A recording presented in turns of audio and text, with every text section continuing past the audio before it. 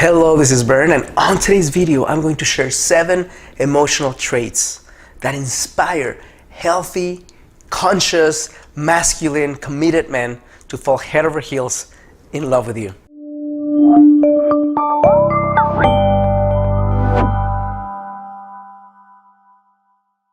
Hello, this is Bern. Welcome to another edition of BernMendez.com, a space where I share with ambitious, conscious and heart-centered women how you can attract the man you want and enter the relationship you crave without the need for gimmicks, manipulation, or silly techniques. If this is your first time here and this type of topic interests you heavily, click the subscribe button to make sure that you're notified of new episodes as they come out. Now, we live in a time where most of society is attempting to tell you that something's broken in you.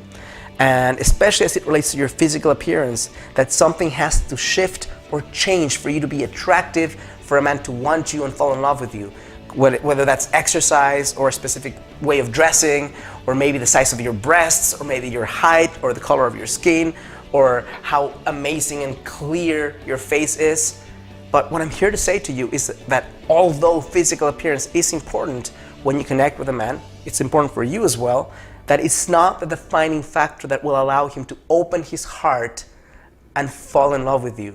And because you only have a certain amount of control through nutrition, through exercise on your body, but you really can't change your DNA, my focus today is to help you to pay attention to and embrace certain traits that will make you irresistible to awesome men. Now, before I go on and start sharing the 7 traits, if you want to take the concepts of this video further than I can share on this video, and not just the concept of this video, the concepts of any video you're learning right now, you want to embrace the physical aspect and the emotional aspect of stepping into the being and doing versus just understanding, the first link in the description of this video, when you click on that link, you'll see a page that looks like this. You enter your name and email, and you can be immediately taken to my free training where I can show you how to embody the changes versus intellectually understand it, but still have your experience not change or be the same.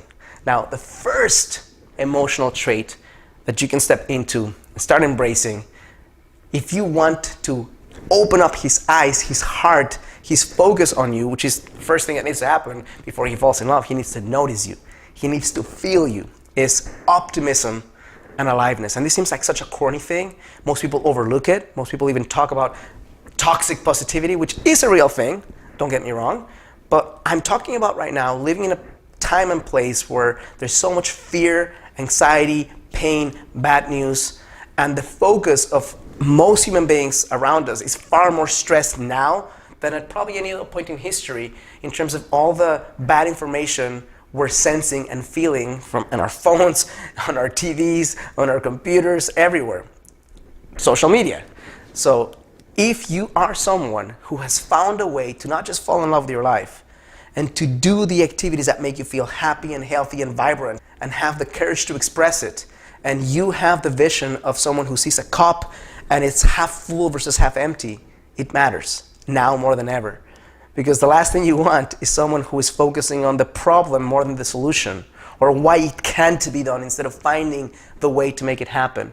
So the first trait is your sense of aliveness and optimism will punch him in the heart stronger these days than at any point in history and can help you stand out. Second, and this is so important, if you were to hear nothing else, maybe this one would do it for you.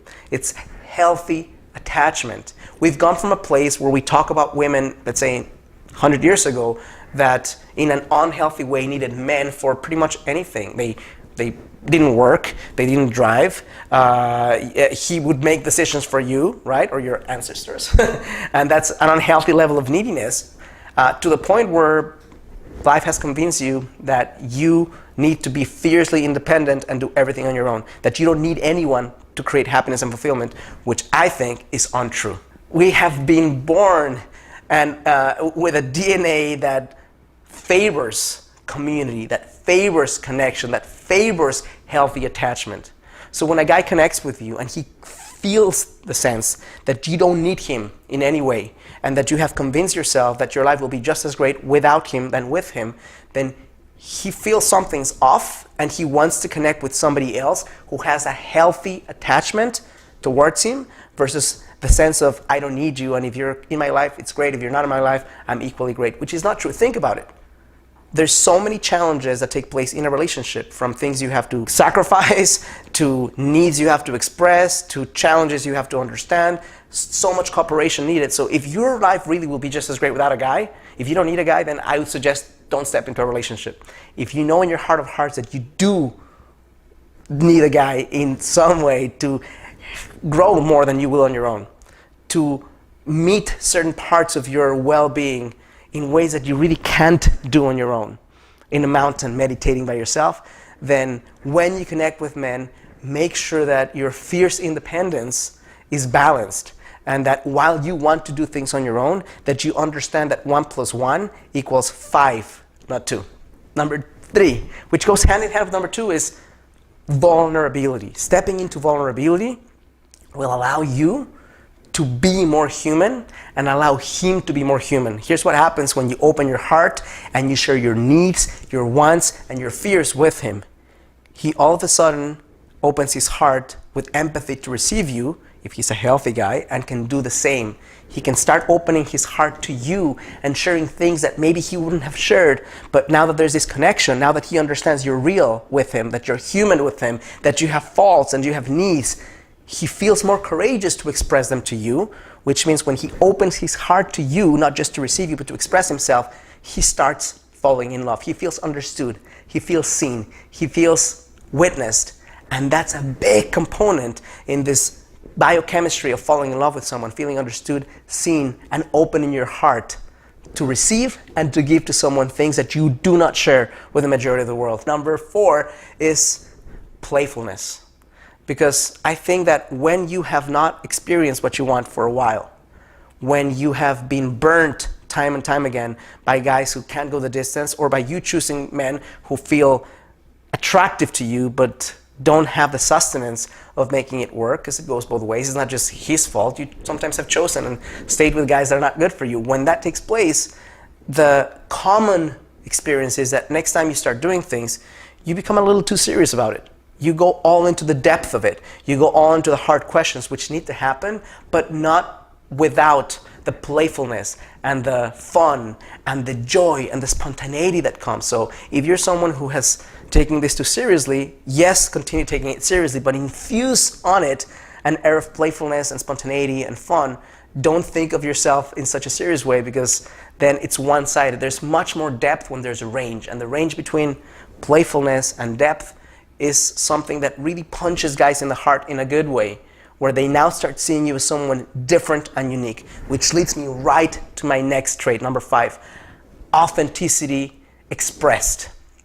So many women have unique traits that make them them. Maybe there's a way of singing, maybe there's a type of movie they want to watch, maybe there's a game they like to play, or a combination of a few things. But because they have been judged in the past by others, because they feel it's a flaw rather than a strength, they shy away from expressing those deep, quirky, dorky even parts of themselves with men. And that endearing component of a relationship, where not only are you human, but you have things that no one else has just like you, you become more vanilla, you become more plain, you become more boring. So what I'm saying to you right now is those parts of you that you've been afraid of showing because you feel like if somebody were to see them, they would judge them, I'd love for you to start expressing them more, because ultimately you want for the guy to be with you for who you are versus who you're trying to pretend to be so that he continues liking you. So if the guy doesn't enjoy your humming, or doesn't enjoy something that makes you you, then perhaps he's not the right guy for you. Next one, number 6, is directness. Okay, ladies, here's where I have to step in and share something that might really save you from so much pain. You, in your infinite capacity to feel, and sometimes express, and sometimes create, can think of so many different things when you want to communicate a message to him. And guys, although they will hold space for you to understand you and to hear what you have to say, when you have something important to share, be as clear and direct as possible I'm not saying there's no space for you to open your heart and ramble for an hour expressing all the thoughts and feelings you have. That's needed sometimes, and you just need to let him know that that's what you're doing so he doesn't freak out or doesn't know how to respond to you or tries to fix problems as you start expressing them. But separate point, when you have the capacity on things that matter, instead of dragging it along and saying, we're going to have this conversation and introducing the theme and the plot and the characters, just say, here's what I need. Clear out. Go from the start. Start with the end in mind. Express what your need is and then embellish it with more words. The clear and direct communication you can have with him will help him understand what you want, what you need, and also know that he's able to deliver it versus be lost in an ocean of feelings that he may not know how to deal with in a way that your girlfriends will.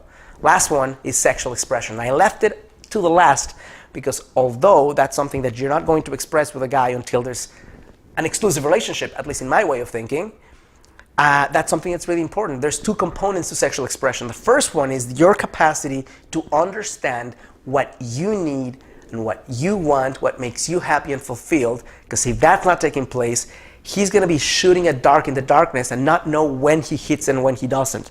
So you need to come at this, or ideally come at this, from a place of you know what you want, what makes you happy, what makes you unhappy, how you like to be touched, how you like to be made love to. That's the first component.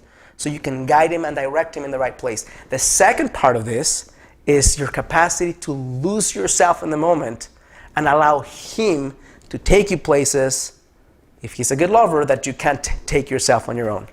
Because when those two components happen, when you are clear in expressing what you need so he can deliver it, and then you allow yourself to experience it, you're not in your head anymore, you're as expressed as you need to be, he gets to feel a level of connection with you, especially when all the other emotional needs are in place, that makes him fall in love with you. Hope this is helpful, useful, and insightful. If it is, I'm going to ask you to do one thing.